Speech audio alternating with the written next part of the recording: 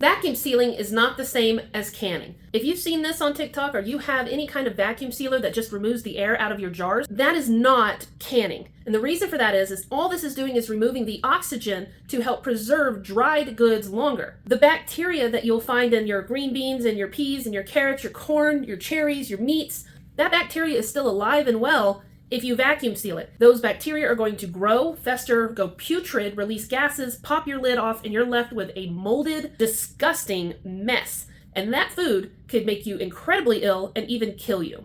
These vacuum sealers are absolutely fantastic on anything like your herbs, sugars, flour, chocolate chips, any kind of dried good, even mashed potato flakes are fine. But you'll never use them with actual mashed potatoes. Never use this with any food that has any kind of moisture in it at all.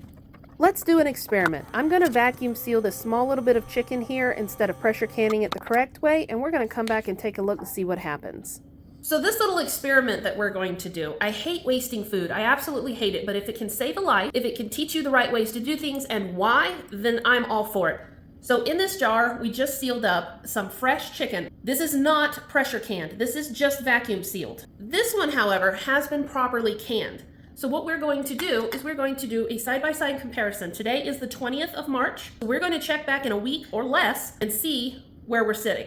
So when you properly pressure can any form of food, what's happening is you are raising the temperature inside that pressure can or higher than 240 degrees Fahrenheit. 240 degrees is where the bacteria inside is completely killed off. It destroys everything. Nothing can survive. On top of that, while it's in the canner, all of your oxygen leaves the jars, which is what makes it secured. A lot of you have asked, well, how does the lid stay on if you don't use a ring?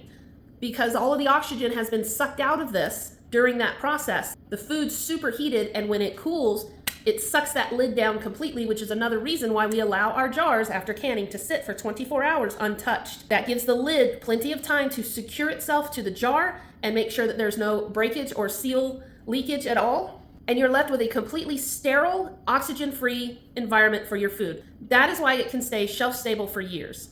Oxygen is an important factor when it comes to how quickly your foods are going to go bad. So one thing that you can do with your vacuum sealer with fresh food is you can seal that fresh food in a jar, which I'm about to do with some fresh blueberries. By removing the oxygen, it will give them an extra week, but they still need to be refrigerated. So now these blueberries are going to be good in the refrigerator for twice as long as they would be in any other kind of container. And that's because we've removed all of that oxygen out of there, which will help to prolong the life. But remember, it still needs to be refrigerated.